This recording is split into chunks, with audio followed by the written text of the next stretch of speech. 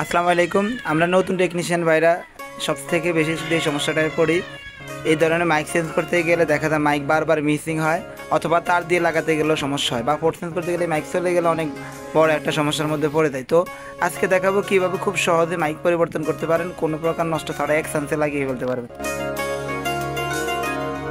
তো এখানে দেখতে পাচ্ছেন মাইকের অপর পাশে কিছু ক্যাপাসিটর রেজিস্টার রয়েছে, বা মাইকের পাশে দেখতে পাচ্ছেন ছোটো একটা আইসি রয়েছে নেটওয়ার্কের জন্য।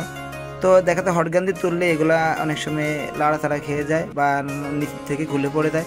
তো সেক্ষেত্রে আমরা এখানে আয়রন দিয়ে তুলতে পারি। একটু আয়রন হেড বাড়িয়ে নিলে খুব সহজে মাইকটি উঠে এসে পড়বে এবং আশেপাশে কোনো প্রকার ক্ষতি হবে না।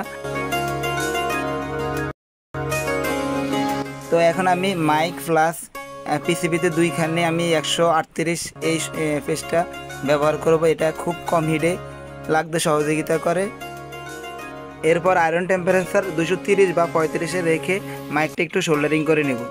এরপর দুই পাশে শোল্ডারিং করে নেওয়া হলে হটগানের হিট 250 বা 255-তে রেখে হিট দেওয়ার সময় টুইজারটা মাইকের উপরে ধরে, টুইজারটা একটু ফাঁকা করে মাইকের উপরে ধরলে সরাসরি হিটটা মাইকের উপরে লাগবে না। এরপর কিছুক্ষণ আলতোভাবে হিট দিলেই মাইকটা লেগে যাবে। ভিডিওটি ভালো লাগলে অবশ্যই শেয়ার করে দেবেন আর আমার পেজটি ফলো করে দিবেন। আর এরকম ভিডিও প্রতিনিয়ত আমার পেজে দিয়ে থাকি।